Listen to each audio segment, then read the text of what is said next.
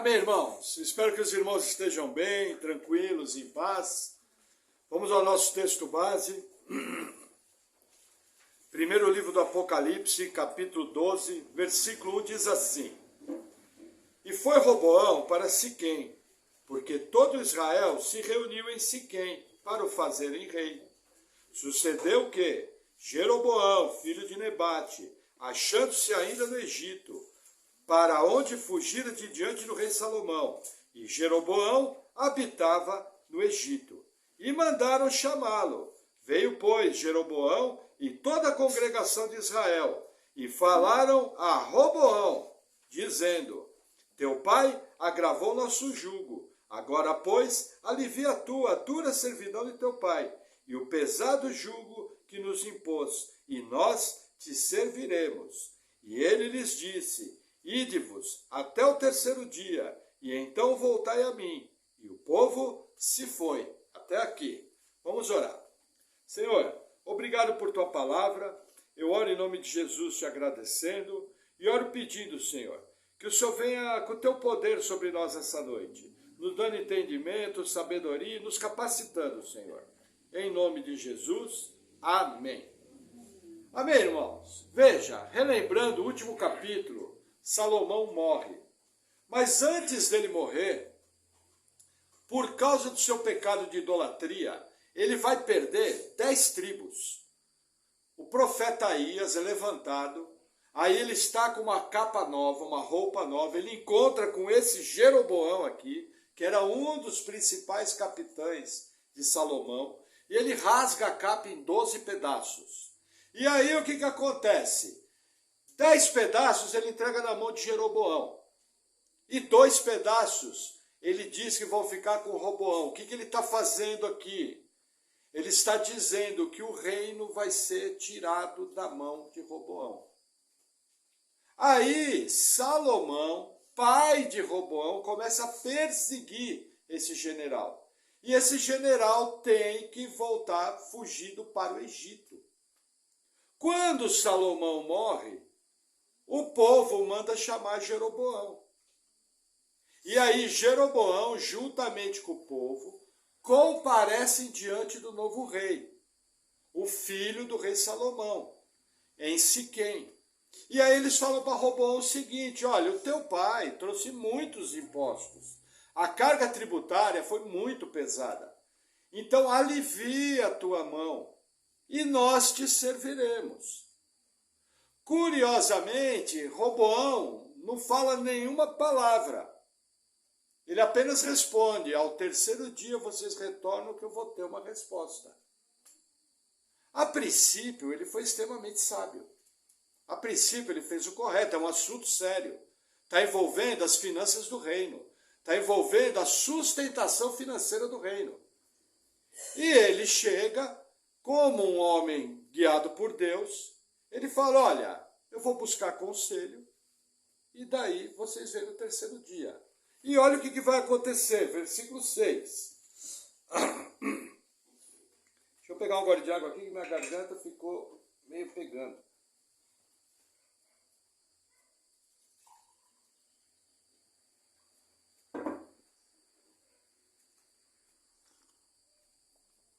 Amém. Versículo 6. E teve o rei Roboão conselho dos anciãos que estiveram na presença de Salomão, seu pai, quando esse ainda vivia, dizendo: como aconselhais vós que se responda a esse povo? E eles lhe falaram, dizendo: se hoje fores servo desse povo, e os servires, e respondendo-lhe, lhes falares boas palavras, todos os dias serão teus servos. Porém, ele deixou o conselho que os anciãos lhe tinham dado, e teve conselho com os jovens, que haviam crescido com ele, que estavam diante dele. E disse-lhes: que aconselhais vós que respondamos a esse povo, que me falou dizendo: alivia o jugo que teu pai nos impôs? E os jovens que haviam crescido com ele lhe falaram, dizendo: assim dirás a esse povo que te falou: teu pai fez pesadíssimo o nosso jugo, mas tu o alivias sobre nós. Assim lhe falarás: Meu dedo mínimo é mais grosso do que os lombos do meu pai. Assim que, se meu pai vos carregou de um jugo pesado, ainda eu aumentarei o vosso jugo. Meu pai vos castigou com açoites, porém eu vos castigarei com escorpiões. Até aqui. Veja, Roboão primeiro procura o conselho dos mais velhos. O que os mais velhos falam? Olha, se você aliviar os impostos, se você diminuir a carga tributária, você vai encontrar favor com o povo. E eles vão te servir de bom grado. E esse era o conselho correto. Lembra que Salomão, por causa da construção do templo, por causa da construção do palácio, por causa do pagamento para Irão de Tiro, Salomão ele teve que aumentar o comércio, ele teve que arrumar servos, teve que fazer um monte de coisa, porque os custos das obras de Salomão eram enormes. Só que essas obras já estavam concluídas. E Roboão não tinha a mesma necessidade de dinheiro. E aí o que acontece? O conselho dos anciãos é o conselho correto. Porém, Roboão comete um erro grave, vai consultar os mais novos. E os mais novos vêm com um conselho extremamente duro. E eles falam, ó, você fala o seguinte, que o meu dedo mínimo é mais grosso que o lombo do meu pai. Isso é uma palavra extremamente grosseira. E você fala para eles o seguinte, que eu vou açoitar vocês com escorpiões. O que é isso? Isso daqui não é o bicho escorpião. Era um tipo de chicote que tinha na época, com pontinhas de metais, extremamente doloridas, que causavam uma dor intensa. Então o conselho dos jovens foi um conselho extremamente duro, extremamente sem sabedoria. Veja, qual é o papel de um governante? O papel do governante é buscar autenticidade diante do povo. O poder emana do povo, todo mundo sabe disso. Em qualquer lugar do mundo, um governante que não tem poder vindo do povo não vai conseguir governar. Era o caso de Roboão conquistar o coração do povo. Mas olha o que ele vai fazer, versículo 12. Veio, pois, Jeroboão e todo o povo ao terceiro dia a Roboão, como o rei havia ordenado, dizendo: voltai a mim ao terceiro dia. E o rei respondeu ao povo duramente, porque deixaram o conselho que os anciãos lhe haviam dado. E lhe falou, conforme o conselho dos jovens, dizendo: meu pai agravou o vosso jugo, porém eu ainda aumentarei o vosso jugo. Meu pai vos castigou com açoites, porém eu vos castigarei com escorpiões. O rei, pois, não deu ouvidos ao povo, porque essa revolta vinha do Senhor, para confirmar a palavra que o Senhor tinha falado pelo ministério de Aías, o Silonita, a Jeroboão, filho de Nebate. Até aqui. Veja, no terceiro dia o povo obediente veio e procurou a resposta. E Salomão dá essa resposta dura. O que está acontecendo? Salomão não, Roboão dá essa resposta dura. O que está acontecendo aqui? Deus está entregando Roboão ao próprio coração. Deus está entregando Roboão a seus próprios desejos carnais. Para fazer o quê? Para fazer a divisão do reino. Lembra a oração de Davi do Salmo? Senhor, não me entregues aos meus próprios desejos. Outras passagens que nós vemos na Bíblia, pessoas que tiveram suas vidas destruídas, porque foram entregues ao próprio desejo. Sabe por que você toma atitudes certas? Sabe por que você tem sabedoria? Sabe por que você tem estratégias? Sabe por que em geral na sua vida você tem bem mais acertos do que erros? É porque a mão do Senhor sustenta você. É Ele que te dá sabedoria, é Ele que te dá discernimento, é Ele que traça os caminhos para você andar. Porque se Ele te entregar o seu próprio desejo, fatalmente você vai errar. Sempre. Não tem como. Por quê? Porque nós temos uma natureza pecaminosa. Faz parte de nós. Num determinado momento nós vamos cometer o erro. O que nos sustenta? É a graça de Deus. E essa graça opera em todas as coisas, seja família, seja nos negócios, seja para cuidar da saúde, seja para se divertir, qualquer área da sua vida. Se alguma área da sua vida não está funcionando, é momento de você chegar para Deus e pedir: Senhor, essa área da minha vida não funciona. Senhor, essa área da minha vida as coisas não dão certo. Vem com a tua graça, vem com o teu poder. Senhor, me capacita. Eu não consigo fazer isso direito. Se o Senhor não me der estratégias, eu não vou conseguir. Isso é uma atitude humilde. Colocando Deus na posição de Deus. Ele é o Todo-Poderoso, o Criador do Universo, rico em misericórdias. É Ele que nos capacita a viver a nossa vida de maneira digna. Sem Ele é impossível. Se Deus remover sua mão, você está perdido. Nem saúde você tem. E eu pergunto, sem saúde você faz o quê? Eu te respondo, você fica num hospital, onde a sua vida não é mais sua. Então você acorda de manhã, coração agradecido: Senhor, obrigado por mais um dia, que eu possa seguir os teus caminhos hoje. Vai fazer alguma coisa? Veja, eu não quero tirar vocês da realidade. Tem um monte de coisas que eu faço no dia, que eu não peço para Deus sabedoria. Não vou dar uma de religiosão aqui, falar que tudo eu peço para Deus. Mas no meu coração, e acho que isso serve como exemplo, eu tenho um sentimento firme que se Deus não agir, eu não consigo. Sabe aquela convicção? Senhor, vem com o teu poder. Deus sabe do seu coração.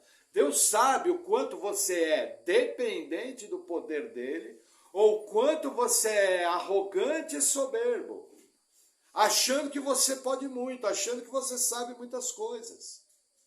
E na verdade, até o que você sabe veio de Deus. Tudo que você tem veio dele. Roboão experimentou de uma maneira amarga, ser entregue aos próprios pensamentos, ser entregue a um conselho errado. Nós vamos explorar isso um pouquinho mais à frente. E olha o que vai acontecer. Versículo 16.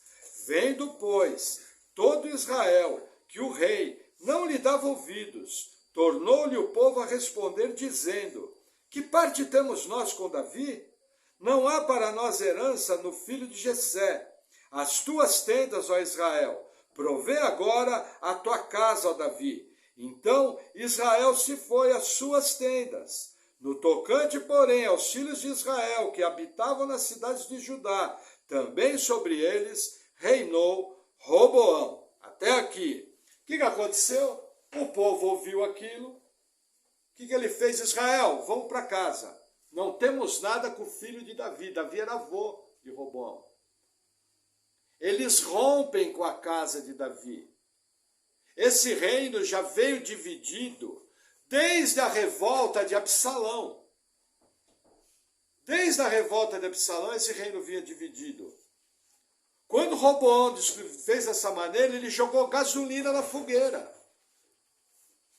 E o povo respondeu. Como? Rompendo. Só que a Bíblia conta que aqueles que eram das tribos de Israel, que moravam na tribo de Judá e na tribo de Benjamim, continuaram sendo governados por Roboão. 2 tribos ficaram com ele. E todos aqueles que habitavam nessas tribos ficaram com Roboão. 10 tribos foram para o reino do norte. E elas vão ficar debaixo do outro rei, Jeroboão, que foi colocado por Deus. E aí a narrativa continua, versículo 18.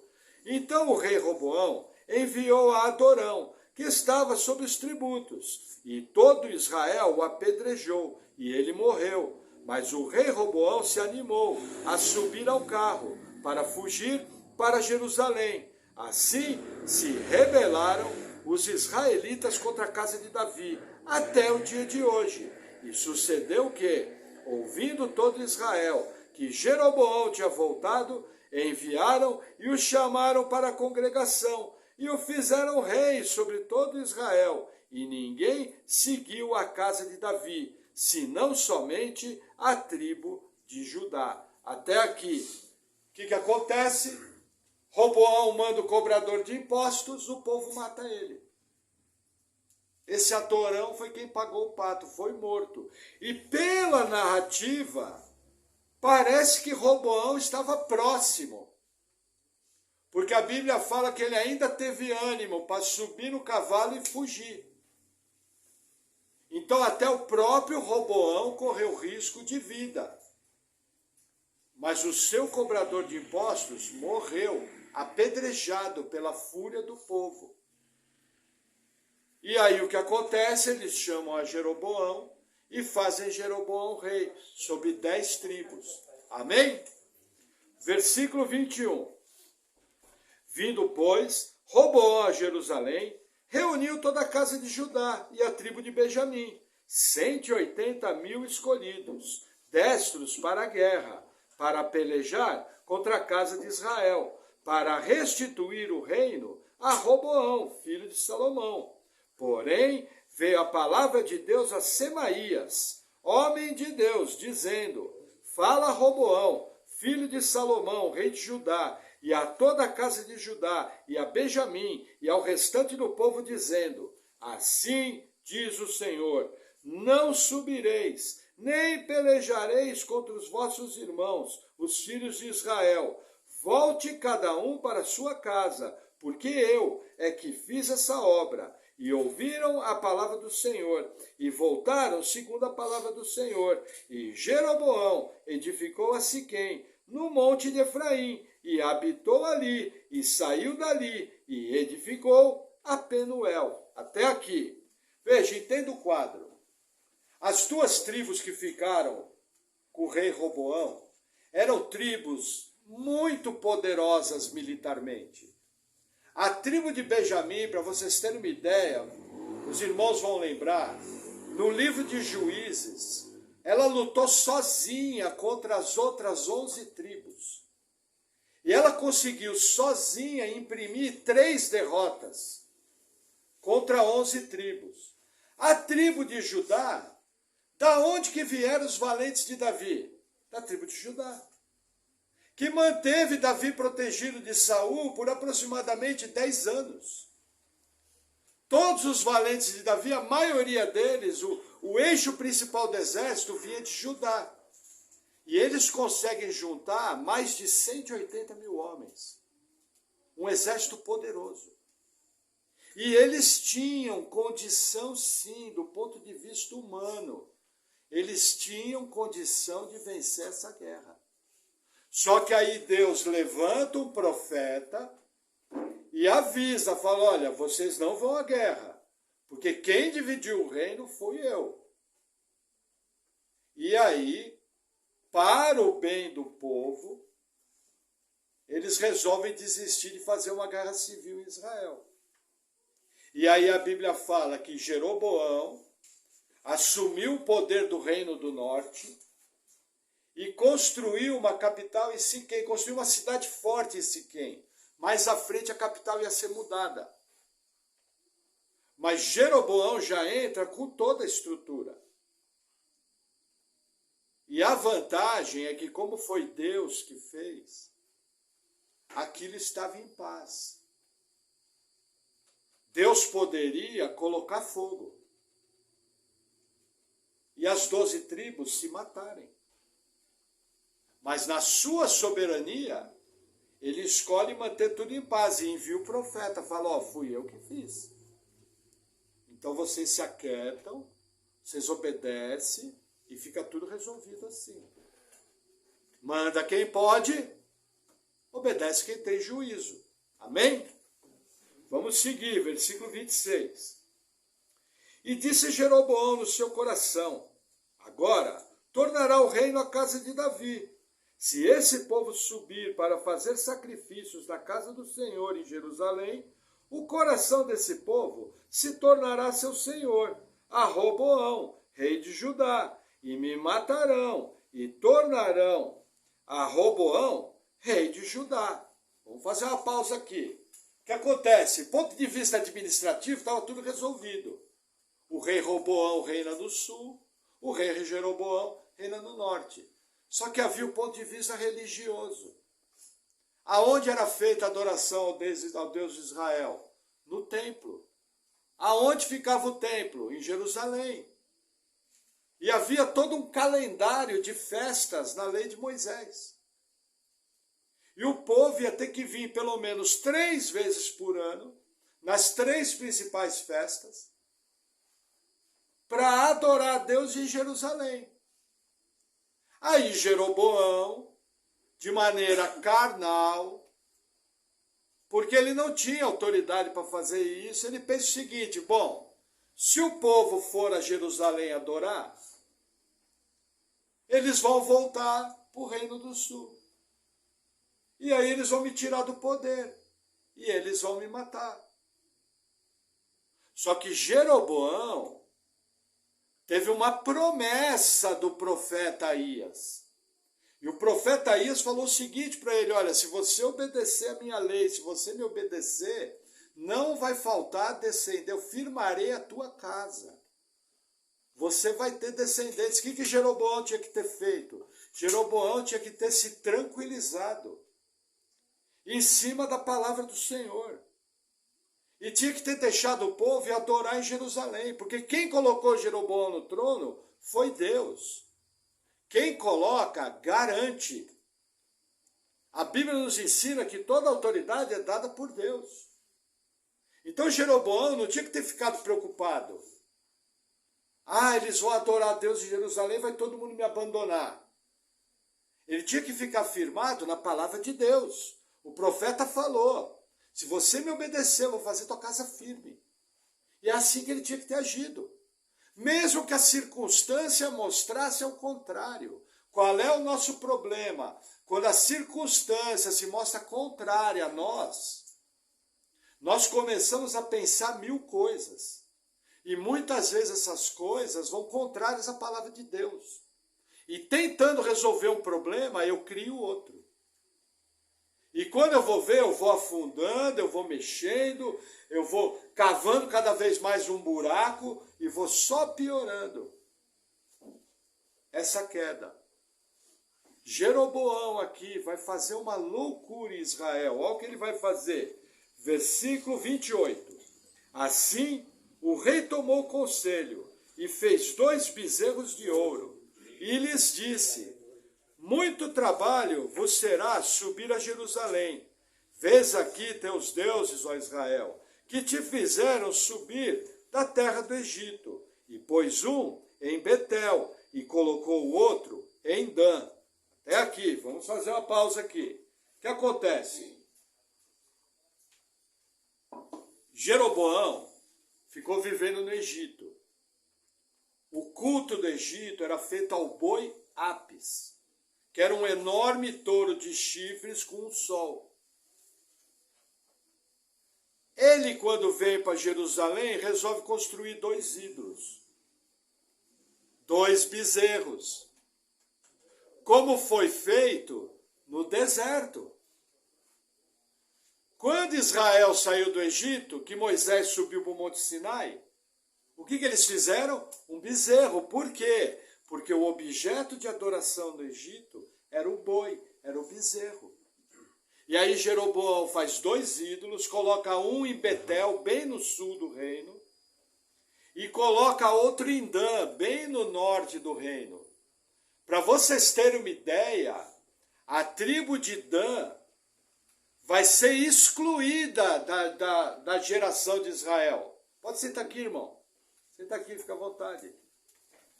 A tribo de Dan vai pagar um preço extremamente caro pela idolatria.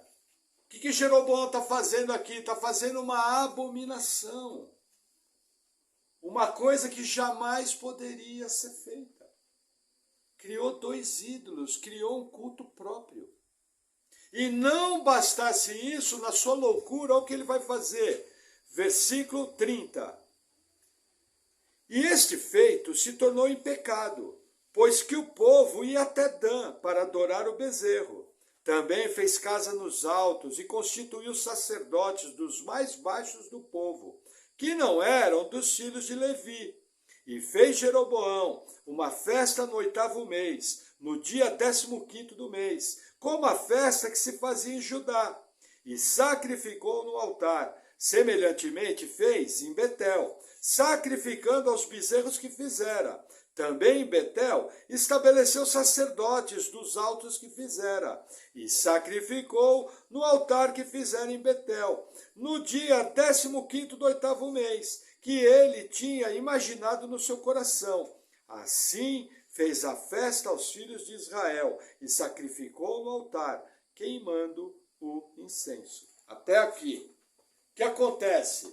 Jeroboão, na sua loucura, nomeia sacerdotes fora da tribo de Levi. Desde a saída do Egito, 500 anos antes, quem fazia o sacerdócio em Israel era apenas os levitas. Eles faziam todo o serviço do templo. Não bastasse isso, Jeroboão criou um sistema religioso próprio. Ele criou um calendário de festa nas mesmas datas, para substituir a festa da Páscoa, que abriu o calendário, para substituir o Pentecostes, para substituir a festa da colheita, para substituir a festa dos tabernáculos. Israel tinha 5 grandes festas no ano. E o povo nessas festas ia a Jerusalém, sacrificava no templo. O que ele fez? Ele fez uma imitação idólatra. Nós temos que lembrar que o pecado que mais ofende a Deus na Bíblia é a idolatria. Seja ela de ídolo, seja ela do homem, ou seja ela do eu. Muita gente não adora ídolo, muita gente não adora bichos, mas tem muita gente que adora a si mesmo. Ele está no centro da sua vida, ele governa a sua vida, ele manda no seu nariz, de maneira independente. Jeroboão está conseguindo seguir tudo isso, juntou tudo. Colocaram ele no poder, era simples, era só governar o país. O povo ia comemorar as festas e voltava. Estava tudo em ordem. Mas ele, de maneira carnal, que ele pensou, não, vão me tirar o reino. E ele literalmente criou uma religião. E aqui entra um dos primeiros ensinos dessa palavra, que é uma das primeiras aplicações. Veja que interessante, no mundo hoje, o mundo tem muitas religiões? Sim. É impossível contar todas as religiões que tem no mundo, são várias. Mas a única religião que veio direto de Deus é o cristianismo. E qual que é a diferença básica do cristianismo para as outras religiões? Todas, sem exceção, é o homem buscando a Deus. É o homem tentando fazer obras para se salvar.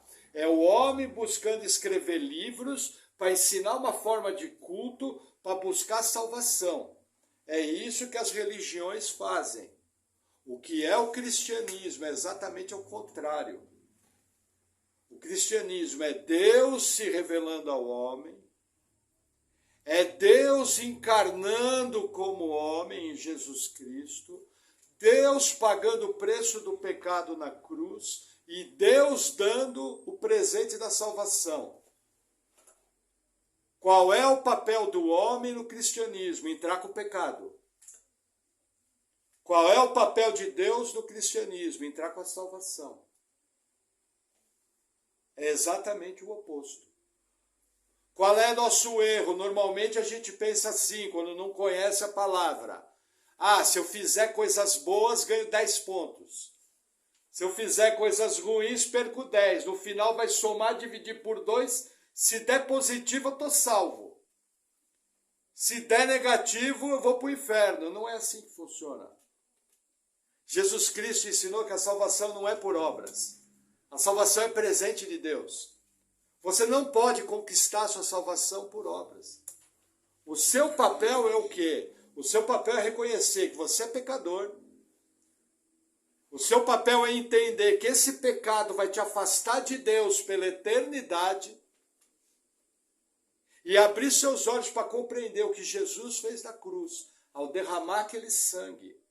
Ele pagou o preço para nos tornar justos em relação aos nossos pecados. Ele fez a expiação. Quem aqui é de origem católica vai lembrar uma frase que o padre falava: Cordeiro de Deus que tira o pecado do mundo, tende piedade de nós. Sabemos que o catolicismo tem vários problemas doutrinários, mas essa frase é verdadeira. Porque quem tira o pecado da igreja, quem tira o pecado dos salvos, é Jesus. Só Ele pode pagar o preço. Ele é o único que pisou no planeta sem pecado. Mas o ser humano foi criado por Deus para adorar a Deus. Existe um clamor interior no ser humano para adorar alguma coisa. E aí o que acontece? É fruto da mente humana criar religiões. O que é religião? Religião é religar. Religar o quê? É um relacionamento que estava rompido com Deus. O que é o cristianismo? É exatamente o contrário, é Deus buscando o homem. Qual foi o meu papel? Quando eu fui salvo há quase 24 anos atrás, foi entrar com o meu pecado. Qual foi o papel de Deus? Derramar sua graça, abrir meus olhos e me dar fé para que eu pudesse crer. E aquele foi o divisor de águas. E todo ser humano que pisa no planeta vai ter que passar por essa escolha. Porque veja que interessante. Nós cristãos dizemos que Jesus é Deus. Se Ele é Deus de verdade, Ele não pode mentir. E o que Ele falou é verdade, concordam? Agora, se Ele não é Deus, Ele é um maluco. Porque ninguém sai por aí dizendo que é Deus e que veio do céu. Você, num determinado momento, tem que fazer uma escolha. Quem é Jesus para você? Ele é realmente Deus? Ah, pastor, Ele é Deus. Então, se Ele é Deus, por que você não crê no que Ele falou? Isso é algo que você tem que pensar. Porque se Ele não é Deus, nós não temos com o que se preocupar. Ele é mais um homem inspirado que passou pelo planeta falando palavras boas e que não foi bem entendido. Só que quando a gente vê os milagres que aconteceram, quando a gente vê a ressurreição dele, muita gente não sabe, mais de 500 pessoas viram Jesus Cristo ressurreto. 500 pessoas viram Jesus Cristo ressurreto mais de uma vez. Os feitos deles, os milagres, as curas. Então chega um determinado momento em que eu preciso parar para pensar isso. Por quê? Porque isso aí vai ter consequências eternas. Aí a pessoa vai falar, mas pastor, eu tenho minha religião de infância.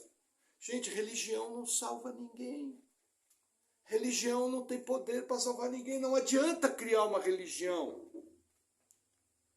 Porque é necessário pagar o preço do pecado. Romanos fala, São Paulo fala, o salário do pecado é a morte, porém o dom gratuito é a vida eterna em Cristo Jesus. Dom gratuito, o que é dom gratuito? É presente imerecido.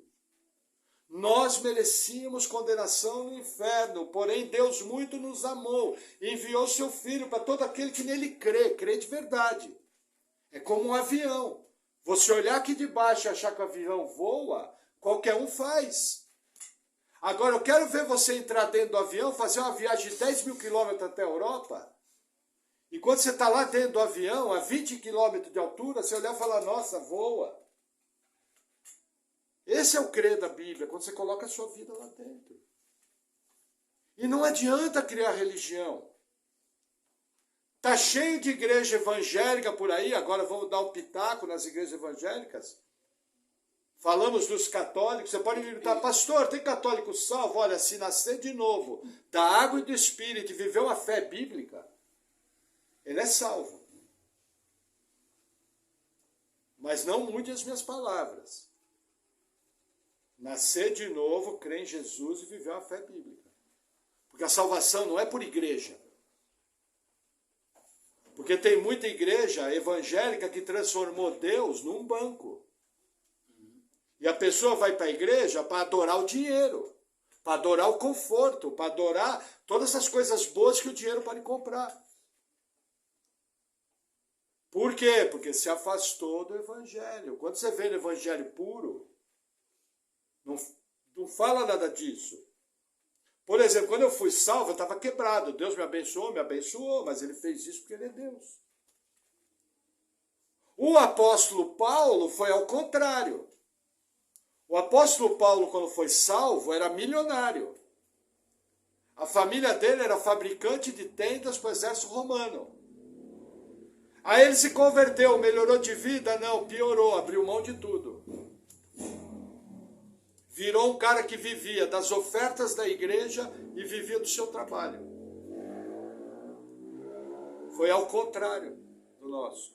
Porque não existe garantia bíblica que você vai ficar rico. Você não serve a Deus para ficar rico. Você não serve a Deus para o próprio conforto. Esse é o problema da religião criada pelo homem. Isso que Jeroboão fez aqui, gente, isso aqui faz 3.000 anos. Não mudou nada, o homem continua encontrando maneiras de servir a Deus. Só que não existe, Deus nos deu um livro, Deus nos revelou. Esse livro, são 66 livros, escrito por 44 escritores diferentes. A escrita desse livro levou aproximadamente 1.600 anos. E tudo se encaixa.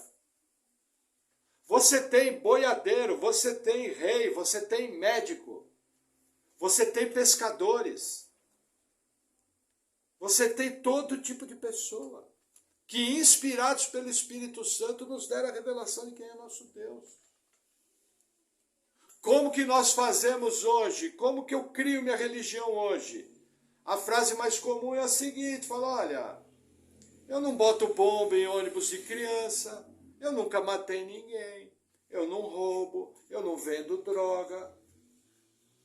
Eu não acho que eu vou para o céu, eu não acho que eu vou para o inferno. Quanto nós ouvimos isso? Isso chama Jesus de mentiroso. Porque Jesus, quando andou aqui na terra, no nosso meio, ele ensinou exatamente o contrário. Eu sou o caminho, eu sou a verdade, eu sou a vida. Ninguém vem ao Pai se não for por mim.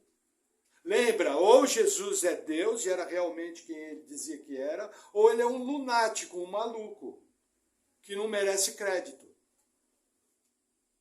Você vai ter que responder isso. Para de criar religião pessoal. Não, eu acho que se eu fizer coisas boas vou ser salvo. Não é o que Jesus ensinou. Jesus ensinou que você é salvo via arrependimento de pecado. Sabe aquela conversa de travesseiro? Quando você chega um momento, quem é mais velho aqui vai lembrar, vai entender essa posição, que isso acontece com todo mundo. Chega uma hora na nossa vida dá um nó. Tenha dinheiro, não tenha dinheiro, tenha coisas boas, não tenha coisas boas. Num determinado momento você vai entrar em crise.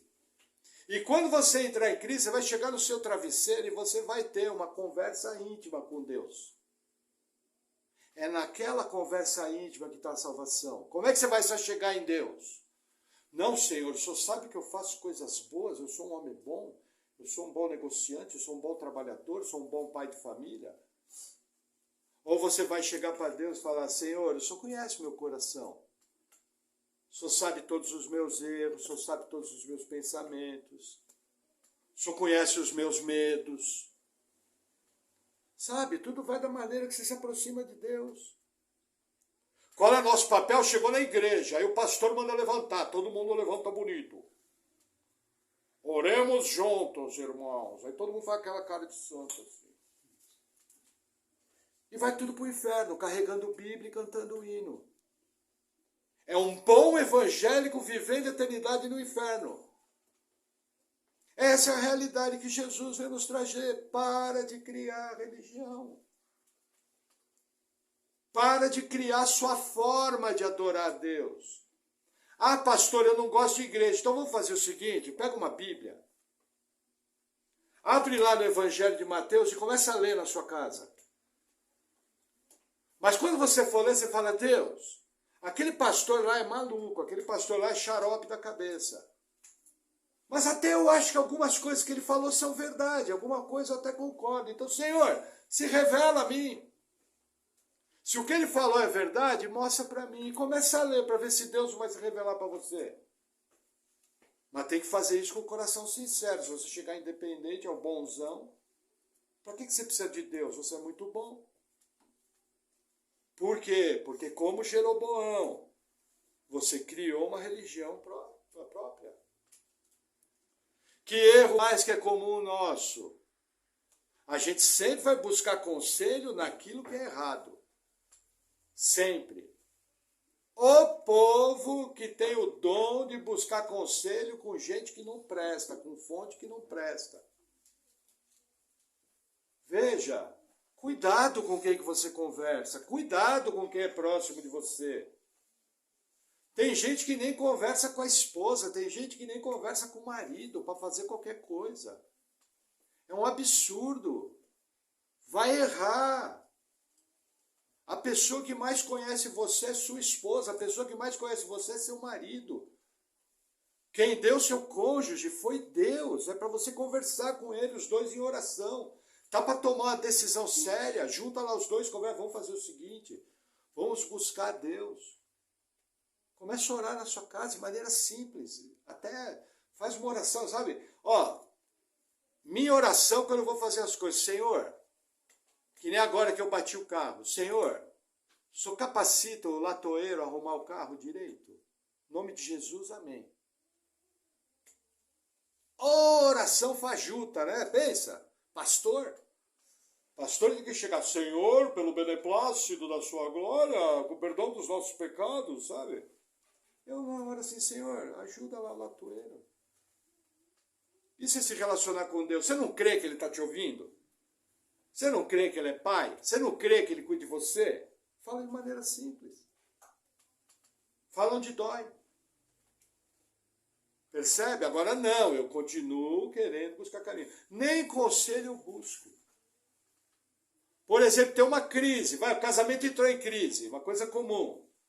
Aí vai lá a irmãzinha se aconselhar, nossa, estou brigando com meu marido, com quem ela vai se aconselhar? Com a colega do trabalho que namora com todo mundo. O que ela vai falar? Ah, separa desse trem ruim aí. Aí o cara tá brigando com a mulher, vai se aconselhar com quem? Com o pior caráter do trabalho. Que o cara vai falar, ei rapaz, mulher tem para todo lado, chuta ela. E aí a família é destruída, tudo errado. Aí eu pergunto, não tinha um amigo sábio, não tinha uma amiga sábia, não tinha uma pessoa mais velha que tem um pouco de bom senso na cabeça? Alguém que pelo seu testemunho de vida mostrasse que é alguém equilibrado? E que tem mais acertos do que eu, porque, gente, ninguém acerta tudo. O único que passou nesse planeta que acertava tudo era Jesus Cristo, porque ele era Deus. Só. O próprio Adão acertou tudo até a hora que pecou. Quando pecou, entrou o pecado. Acabou Adão. Entendeu? Nós não acertamos tudo. Mas tem um monte de gente colocada à nossa volta para abençoar a nossa vida. Você vê, esse camarada aqui perdeu o reino. Perdeu a sustentação do seu reino. Por quê? Não buscou conselho. Que mais? Veja. Essa aqui é boa. A Bíblia fala o seguinte, a palavra dura suscita a ira. O que Roboão tinha que ter falado? Ó, gente, vamos fazer o seguinte, vou diminuir o imposto, tá tudo bem, vamos andar junto, numa boa. O que ele falou? Olha, eu não vou açoitar com o chicote meu vai ter ponta de metal. Se meu pai foi duro, eu vou ser muito mais duro. O que aconteceu? Palavra dura suscita a ira. Lembra que Tiago, irmão de Jesus, fala que a nossa língua pode inflamar uma floresta inteira? Como uma palavra dura. Está todo mundo de cabeça quente, está todo mundo brigando. O clima está ficando pesado, aí vai lá o entravado, a encrenca de duas pernas e joga mais gasolina na fogueira. Em vez de chegar e falar, gente, ó, vamos parar um pouco aqui. Tá todo mundo de cabeça quente. Vamos esfriar a cabeça, vamos respirar, vamos conversar com calma. Gente, cuidado. Isso é em todos os relacionamentos. Quantas vezes no dia você tem a oportunidade de falar ou uma palavra boa, simpática, ou uma palavra dura? Veja, tem pessoa que tem o dom de fazer amizade. E tem pessoa que tem o dom de brigar com todo mundo. É uma encrenca de duas pernas. O que é pior, é uma encrenca de duas pernas evangélica, carregador de Bíblia. Aí você fala, meu Deus, é isso que você vai aprender? Aí vem aquelas frases, né? Foi isso que te ensinaram lá na igreja? Sabe? Aquelas frases para acusar crente. Eu já ouvi muito isso. Foi isso que te ensinaram lá na igreja? Não era você que era maloqueiro? Era eu, mas a glória de Deus veio e mudou o maloqueiro. Aí é que está o poder de Deus. Não podia responder para a pessoa, vai andar, vai cuidar da sua vida. Mas por causa do evangelho, fala, é verdade, sabe como é que é? Tal. Às vezes em casa, quanta briga não desfazia por causa de palavras mansas. Marido chega em casa de cabeça quente, vem a mulher. A cabeça do cara começa a inchar, que nem desenho animado. Chega uma hora explode. Mesma coisa, a mulher não acordou bem, não está num dia bom, está preocupada. Aí vem o marido apurrinhar as paciências. Aí fala, nossa, meu casamento não tem andado bem. É lógico, você está acabando com o seu casamento. É só frase dura, é só respostinha torta, é só falando coisas que não deve. Que relacionamento que aguenta com isso? Aqui na igreja, o pastor vem só dá paulada. Só dá paulada, só dá paulada. Você não vai aguentar, o pastor tem que pregar a palavra. Mas quando você vem se aconselhar, você precisa encontrar uma palavra equilibrada. O pastor, vocês dizem, o pastor pequei, o pastor com aquela cara, sujou feio. Mas ele tem que te dar uma estratégia, ó, mas vamos fazer o seguinte, ó. Você já começou pelo certo, percebeu que pecou. Vamos romper com isso. Fala para Deus. E ó, vamos por aqui que vai dar certo. Não é o que você precisa ouvir? Gente, na pancada, nada resolve. A palavra dura suscita a ira. É o que nós aprendemos aqui. Amém? Que mais aqui que eu vi? Isso aqui é muito importante hoje em dia. Veja. Primeira etapa é se Jesus é Deus. Você passou por ela. Pastor, eu creio que Jesus é Deus. Legal. Segunda etapa. Você acredita no que a Bíblia diz? Porque a coisa mais comum hoje em dia é o seguinte, não importa o que a Bíblia diz, importa o que eu acho que ela diz. Quem já ouviu a frase, cada um interpreta a Bíblia da sua maneira? Quem já ouviu essa frase? Maior mentira que tem. Não existe isso. Só existe uma maneira de interpretar a Bíblia, a correta. Existe um texto ou outro mais difícil, por causa da longevidade, uma coisa ou outra. Existe. Mas é pouca coisa. A Bíblia é clara. Você chega, você lê, uma criança de 12 anos tem condição em geral de interpretar 60%, 70% do que a Bíblia diz. O problema é que quando ela diz o que eu não quero ouvir, eu tenho que arrumar a solução. E aí vale o que eu digo. E aí, novamente, estou criando religião. Entendeu? Certa vez estava conversando sobre ministério de dança. E aí a pessoa chegou para mim e falou, mas Maurício, a Bíblia não proíbe. Aí eu lembrei do Dr. Augusto Nicodemos. Aí eu falei, mas não funciona assim, né, irmão? Funciona, a Bíblia manda fazer. Porque existe toda uma forma de culto que a Bíblia manda. Quando vos reunis, um tem salmo, outro tem doutrina, outro tem revelação. Faça-se tudo com ordem e decência para a edificação da igreja. Profetas, falem 3 no máximo, um de cada vez, e os outros julguem. Línguas, só falem em línguas altas quando tem interpretação, um de cada vez, e os outros julguem. Existe uma ordem, eu não posso sair criando. Novamente o velho problema, eu não acho isso. Eu lembro conversando com uma pessoa, eu estava tentando explicar para ela que toda autoridade é colocada por Deus. Aonde que está isso na Bíblia? Eu falei, está em Romanos 13, está em 1 Pedro, está em Timóteo, tem vários textos. Porque ele ia vir com aquele argumento, né? Mas isso está no Antigo Testamento. Aí eu expliquei, falei, a Bíblia fala que toda autoridade é Deus que coloca. Não, mas não pode ser, eu não acho isso. Novamente, não acho isso. Novamente, não acho isso. Tudo eu não acho. Aí o que acontece, você entra por um caminho perigoso, pode fazer o que não deve e destruir sua vida. E aí depois você entra na igreja de novo, com o olho torto, nariz torto. E fala, pastor, agora aprendi a Bíblia como é que é. Precisava arrebentar a cara.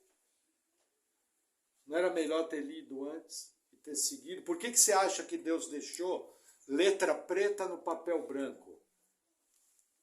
Que é para ninguém falar que ele não falou. Aí você vai falar, pastor, papel aceita tudo. Mas existe uma série de argumentos em favor da Bíblia, que eu precisaria de umas 2, 3 palavras para te mostrar. Mas eu posso dizer para você que a Bíblia é confiável, ela é fonte de sabedoria divina, ela tem as palavras da salvação. Nós temos cópias muito antigas. Só para vocês terem uma ideia, Aristóteles, dos seus escritos, se eu não me engano, tem 8 cópias. A Bíblia tem mais de 6.000. Não tem como não falar que não estava escrito. Algumas têm 1.700 anos. Entendeu? Agora, o problema é que eu quero justificar pecado. Não é mais fácil chegar e falar, olha, tá feia a coisa, preciso mudar. Mas, acredito nisso aí, vou tentar fazer. Se você tentar não conseguir, é errado? Não, nós somos imperfeitos. Amém? Amém. Aí, que mais? Tá, só que é uma coisa importante. Nos Estados Unidos, faz mais ou menos uns 18 anos, começaram a fazer uma pesquisa junto ao povo do que eles achavam que era uma igreja boa. E aí o povo começou a responder, o povo começou a falar, olha, eu acho uma igreja boa, uma igreja que tem um estacionamento grande. Eu acho uma igreja boa, uma igreja em que a palavra não seja chata, que o pastor não fica falando toda hora de pecado. Aí o outro, eu acho uma igreja boa, uma igreja que tenha um bom relacionamento entre as pessoas depois do culto. Que eu possa ter um restaurante para comer, que eu possa ter uma lanchonete, que eu possa levar um visitante. Aí o outro, eu acho uma igreja boa que tem ar-condicionado, poltrona boa. E aí eles fizeram essas pesquisas por vários meses e chegaram num consenso. E aí o que aconteceu? Criaram uma igreja em cima dessa pesquisa. O que eles fizeram? Um shopping center gospel, evangélico.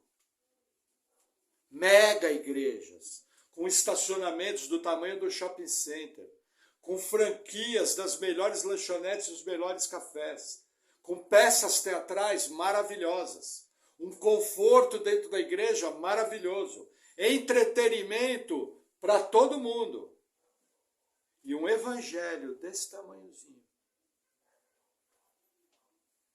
Um evangelho mentiroso que não pregava a verdade. Se você vai em toda a grande cidade americana, você vai ver uma dessas mega igrejas. Igrejas que foram fundadas não na verdade bíblica. Igrejas que foram fundadas no gosto do povo. Lembra o que o Pelé falava? A voz do povo é a voz de Deus. Entende? Quem lembra disso? Só eu tô velho aqui, pô. O Paulo tinha que lembrar disso. É, entendeu? Gente, a voz do povo não é a voz de Deus. A voz de Deus é a Bíblia. Eu não posso criar uma igreja ao acaso, porque eu acho bacana, porque eu acho bonito. Tem coisa na Bíblia que é liberado? Tem, mas tem coisa que é inegociável. O que é inegociável eu não posso mudar. Uma delas é a pregação da verdade. Você precisa aceitar aí e ser confrontado pela verdade bíblica. Afinal, você saiu da sua casa porque você tinha expectativa que Deus ia falar com você, pô. Aí você senta aqui e vê um show de teatro, fala, meu Deus, vai andar, tem coisa muito melhor por aí.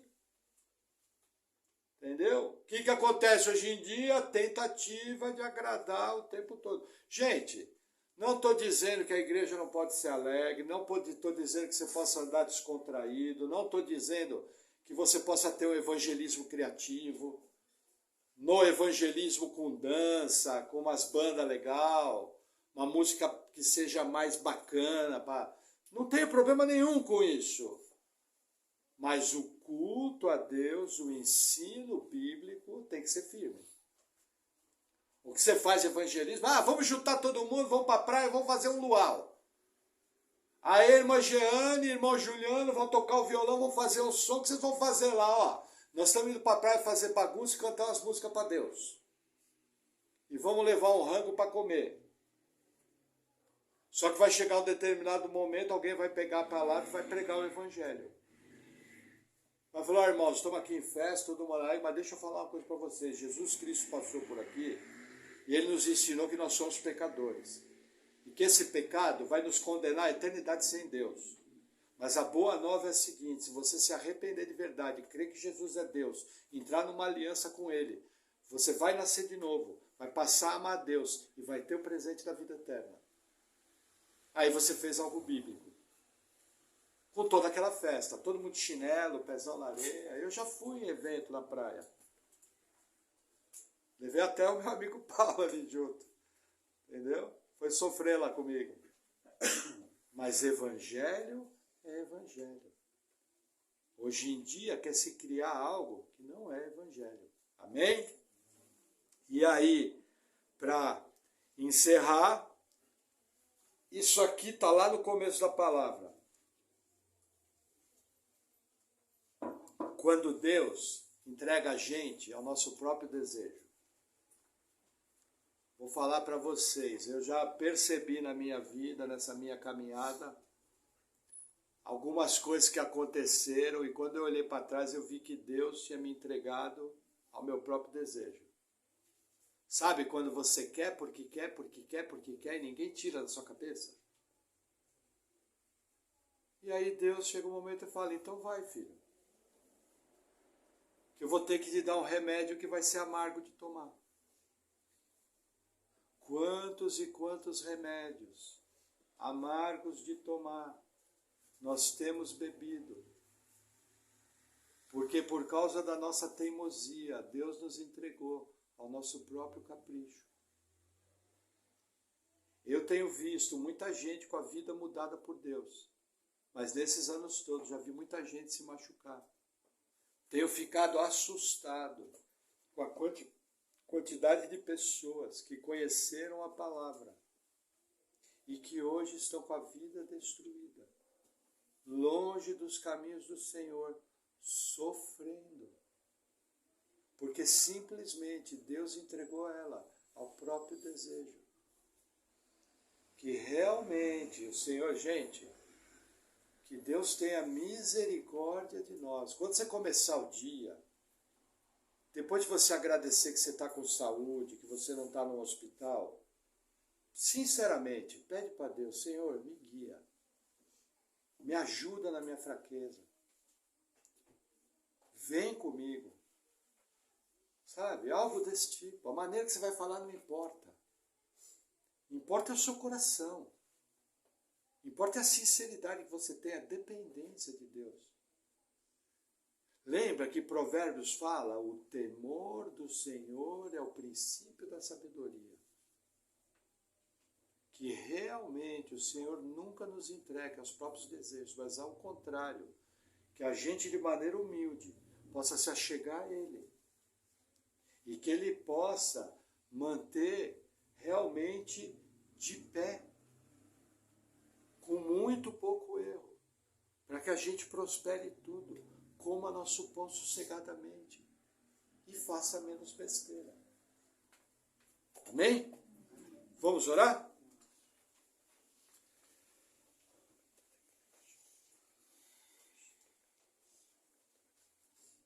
Senhor, obrigado por tua palavra. Senhor, que o Senhor venha com a tua graça, que o Senhor venha com a tua vida, que o Senhor venha nos capacitando a viver uma vida digna, que nós possamos, Senhor, de maneira humilde, nos achegarmos a Ti. Senhor, o Senhor sabe as nossas dificuldades, o Senhor sabe as nossas limitações, o Senhor conhece as nossas lutas. Senhor, o Senhor sabe todos os problemas que temos, mas nós sabemos, Senhor, que Tu és o Todo-Poderoso. Nós sabemos que Tu és o Deus que transforma, Tu és o Deus que capacita, Tu és o Deus que fortalece o fraco, Tu és o Deus que nos conduz até pelo vale da sombra da morte. Senhor, sê conosco, nos dá sabedoria, nos dá entendimento e que nós possamos, Senhor, Te louvar e Te adorar e que possamos Te amar de todo o nosso coração. Em nome de Jesus, amém. Amém, irmãos? Glória a Deus. Você corta para mim? Amém?